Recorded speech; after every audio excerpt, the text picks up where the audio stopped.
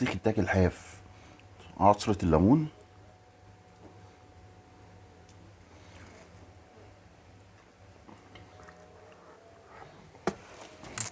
هات الميه.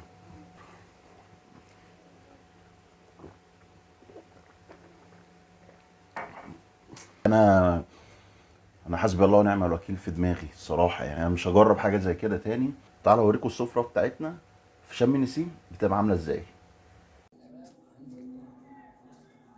عامل بكتيريا معامل بكتيريا الحاج ابراهيم الفسخاني اف ما اسمعهاش.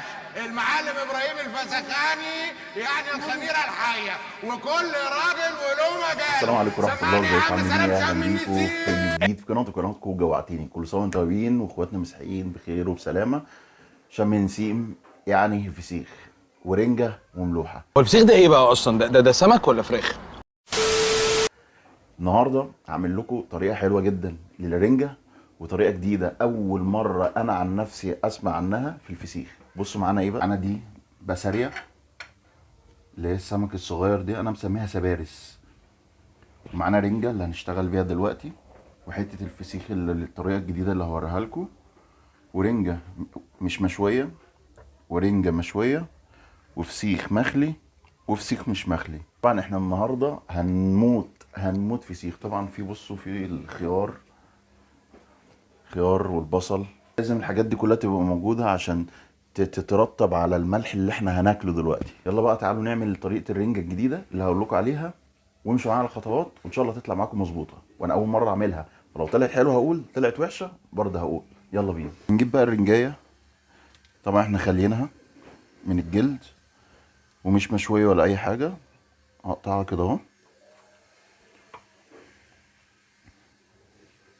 احنا هنستخدم الجزء اللي هو ده اللي فيه اللحمه دي، هنقطعها نصين.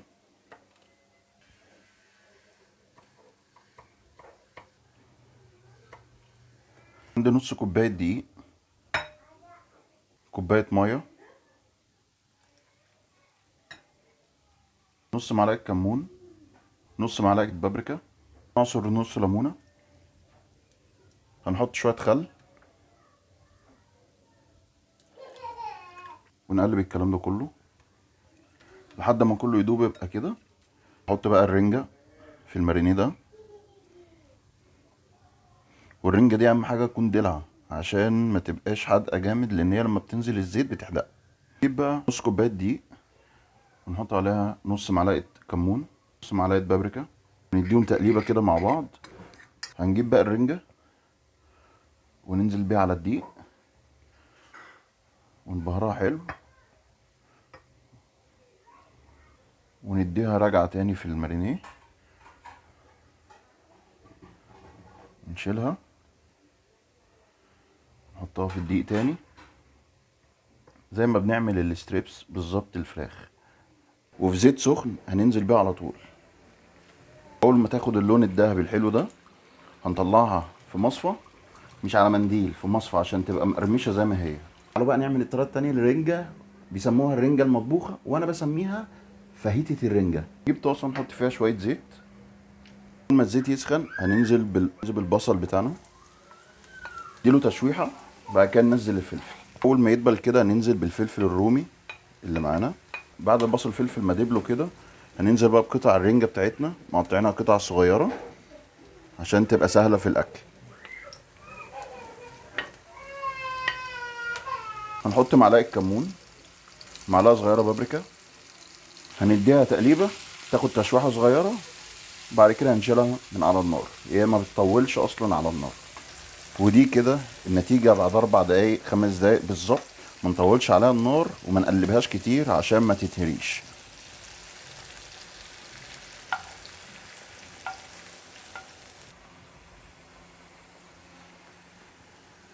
تعالوا بقى نعمل الطريقه الثالثه، الفسيخ المشوي. انا اول مره اسمع عن حاجه اسمها فسيخ مشوي، بس جت في دماغي وقلت اجربها. في نص سمكيه حجمها وسط كده صغير، سايبها بالجلد، نزلها في نقطه زيت وهسيبها بقى. ايه اللي هيحصل؟ لانه ما اعرفش الصراحه.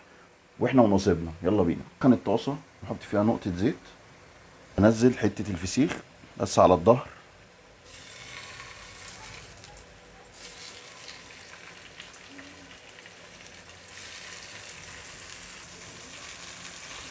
نحرك فيها واحده واحده كده اهو عشان ما تلزقش، ان احنا مش عايزينها تلزق.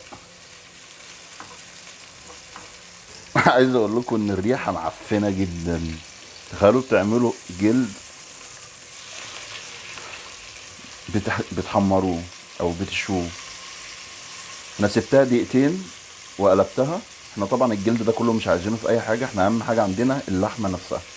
بس الريحه معفنه جدا. نقلبه بقى كده اهو، خد اللون ده. هنطلعه بقى لان هو خلاص كده يعتبر ايه، مش هياخد حاجه او مش هياخد لون تاني اكتر من كده. الشكل عامل ازاي؟ كان نفسي ريحته تبقى حلوه.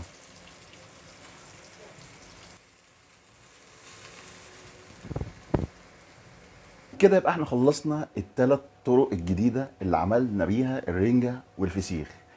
بصوا النتيجه بقى.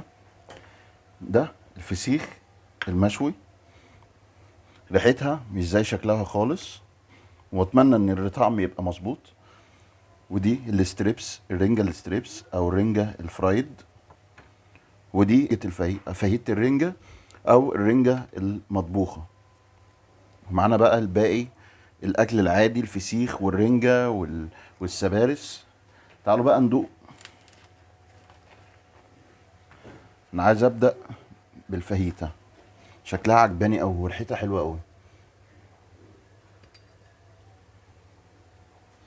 بصوا بقى اللقمه عامله ازاي، ريحتها حلوه قوي، جميله جميله قوي. وهي اصلا دلعه دقت لما خدت شويه زيت ونزلت مع الخضار، طعمها جميل. تعالوا بقى نشوف الرنجه الفرايد او الرنجه الستريبس. بصوا من جوه عامله ازاي.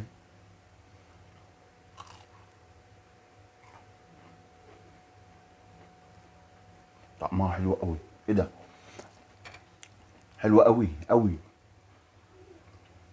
الحمد لله، مال الحلال. المال الحلال اهو، المال الحلال اهو. تحفه تحفه تحفه تحفه.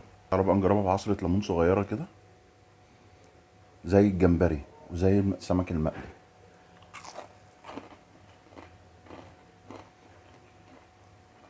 جميله جميله قوي قوي قوي قوي. تعالوا بقى نجرب الفسيخ المشوي. الصراحه انا مش عارف ابدا ازاي، بس انا لازم اعمل كده. اطلع الجلد ده كويس، طلع بسهوله. ندوق بقى الحته الكبيره دي، ريحتها صعبه. تخيل انت ريحه الفسيخ المملحه اللي هي الجامده قوي دي، اتحط عليها زيت وسخنت واتحمرت واتشوت. بسم الله.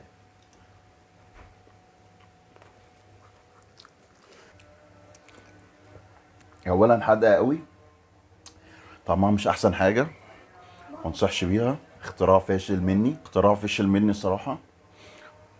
ما تجربوهاش تاني. ممكن ابقى افتكر لها او افتكس لها حاجه تانية نبقى نعملها بيها. انا ممكن اجربها بليمون، انا مش عايز اظلمها قوي الصراحه. ابتدي كده احط عليها ليمون،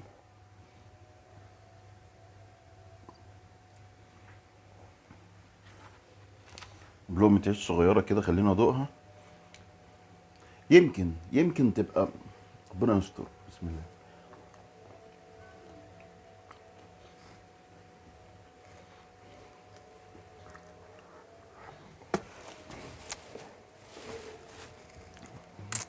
هات ميه.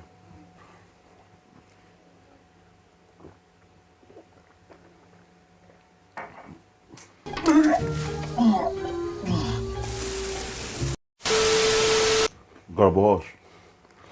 اقول لكم على حاجه، انا هحطها للقطط، لو كلوها كلوها، ما كلوهاش يبقى انا اسمي رميتها، بس انا استحرم ارميها في الزباله. ما تجربوش الفسيخ المشوي ده. هو بص، هو حلاوته كده. بص كده، فسيخ يتاكل حاف، عصرة الليمون.